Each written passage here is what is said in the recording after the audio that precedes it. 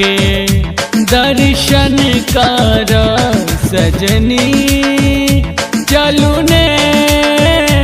मैया के दर्शन कर दिहनवादा बाली के पूजन कर गौमा जमपुर धाम पूजन कर सजनी चलू ने मैया जी के दर्शन कर सजनी चलू ने मैया के दर्शन कर सजनी। अहाँ सब सुन रहल छी मनोज दीवाना के आवाज में सूरज भारती के लिखल ई भजन। जय माता दी। जब कसरर में मैया ज्वाला के ये पूजैत पूजब महाबाला के ये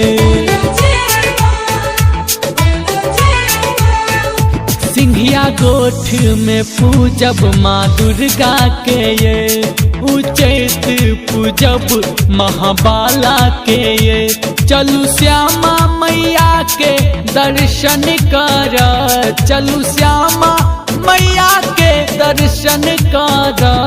सजनी चलू ने मैया के दर्शन कर सजनी चलू ने मैया के दर्शन कर सजनी।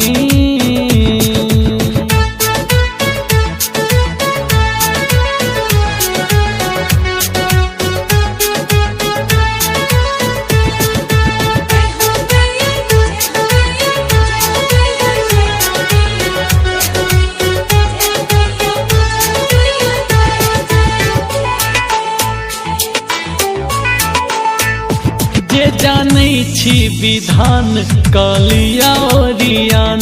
पूरी हलवा बना का मंगा का मिष्ठान जे जानै छी विधान कलिया ओरियान पूरी हलवा बना का मंगा का मिष्ठान भोग सखरा मैया के अर्पण कर भोग सखरा मैया के अर्पण कर सजनी चलू ने मैया के दर्शन कर सजनी चलू ने मैया के दर्शन कर सजनी।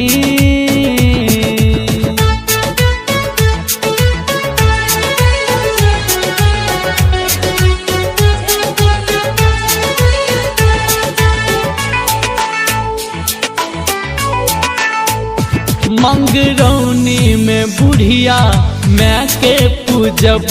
आ मनोज दीवाना का गीत सुनब मंगरौनी में बुढ़िया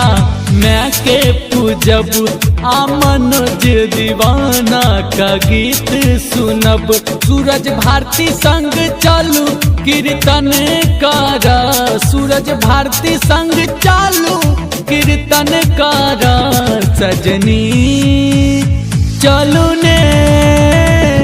मैया जी के दर्शन कर सजनी चलू ने मैया के दर्शन कर